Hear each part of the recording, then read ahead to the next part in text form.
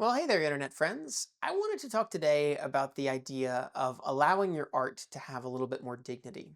I recently finished a feature film called A Kingdom of Tea and Strangers. I premiered it here in Nashville at my favorite indie theater, and that was a really fulfilling experience. A lot of people came, we had a really good discussion afterwards, and since then, I've been touring it around, showing it in as many places as I can in the last couple months. I think part of the thing that has given me a lot of a sense of greater self respect in that process has been just the experience of making something, finishing it, being pretty proud of it, and letting people see it. It's a pretty simple artistic formula, but man, I think I'm gonna become a finishing things addict because it's like really fulfilling. At the same time, I think the thing that has given me an even greater sense of self respect in that process has been allowing myself to be a little bit more precious about how and when people get to see the thing that I have created. I've had a lot of people asking me when the film is going to be available online, if I can send them a link, and it will be available on YouTube at some point in the future, and I'm looking forward to that, and I've really appreciated people's interest in it. But for the time being, my priority has been making sure that people, as many as possible, get to see it in person, surrounded by other people in a space where they're going to be able to give it their full attention. We're existing in such a space right now where even like some amazing movies made by esteemed filmmakers are dumped on streaming services and become part of this sludge world of content that you scroll through. And nothing has any sense of like a value hierarchy or what I should really give all of my full attention to or what I can have on in the background. The film that I've made is pretty slow moving and contemplative at times, and I know for a fact that if I was sent this YouTube link and watched it for the first time on my laptop at home, I would probably check my phone at some of those slower sequences, and that's not how I want people to experience it for the first time. So often we're living in this space now where attention is currency, and you don't really give all of your attention to any one thing. So how do you give your art any sense of value in the midst of that? I know this old lady who I've known for a few years. She's a photographer and she's been a photographer for a long time. And honestly, if I saw her photos on social media, if she put them up on Facebook or something, I think I'd think they were fine. They're not the kind of thing to write home about. They're not something that makes you go, oh my gosh, I have to use that as my phone wallpaper immediately. They're just photos. But she doesn't put them up on Facebook. What this old lady does is she puts them in a book every year and she sells the book to her friends and family.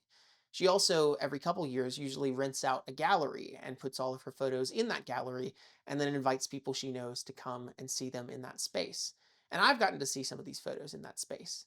And while if I saw them on Facebook, I might have clicked like and commented something supportive and maybe clicked through a few of them and thought they were pretty good, in the space where I'm able to actually see her photos in a focused context, and I know that there's intention behind them, and she's chosen this one for her gallery for a specific reason, I'm able to actually be like, oh, this has value.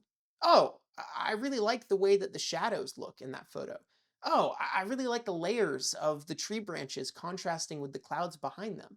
Oh, I really like the expressions of the people in that room. She really captured the spirit of the moment and chose that photo to put in this gallery for a reason. And so, through the process of her putting her art on some kind of pedestal where you're really asked to give it your actual attention, she gets more out of it. I think she gets more self respect in that process, probably gains some confidence in some sense that what she does matters. But also, I gain more from it because I've been invited to give it my full attention under the assumption that there is some value to be found. I think that old lady is actually someone who has the very rare skill of allowing her art to have some dignity. I'm pretty passionate about the idea that art is most fulfilling when it's intended for other people. And I think I've gotten even more passionate about that since releasing my movie. I remember when I got to see the film for the first time with an audience at a test screening, and I got to hear people laughing at the sillier moments and the kind of palpable emotion in the room at the more moving bits. It really felt like it had been transformed into something entirely different and something far more elevated than what it was when it was just footage on my computer or even a video on YouTube. That's not to say that I think releasing things on the internet is not valid. I've been doing it for 13 years and I really enjoy it. And I've made some really great connections with people in that time. Some of those people even came to the premiere, which was really meaningful.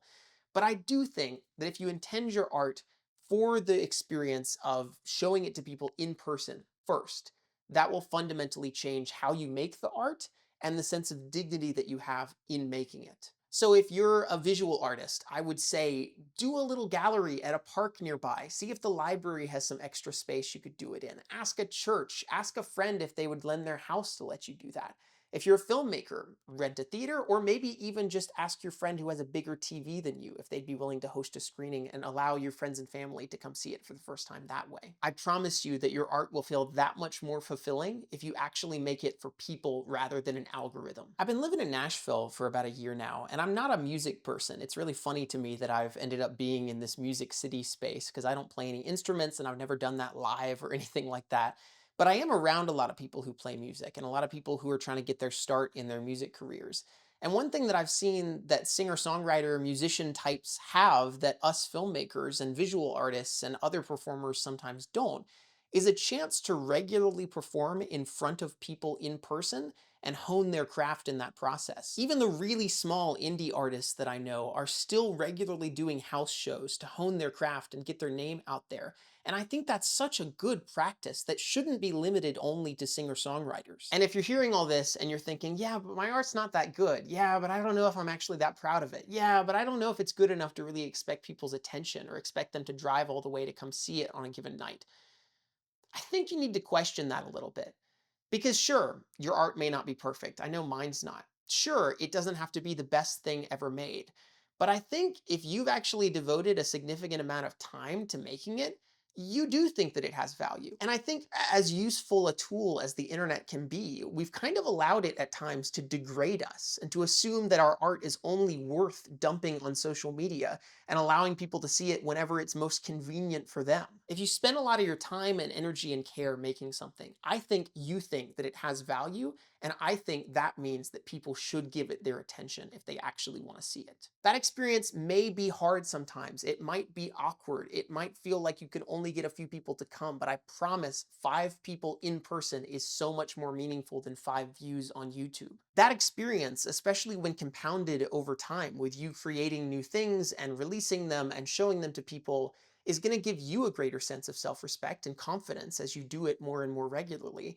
But it's also going to give those people a greater sense of appreciation for your art and allow them to get more out of it than if they'd passively consumed it on their phone.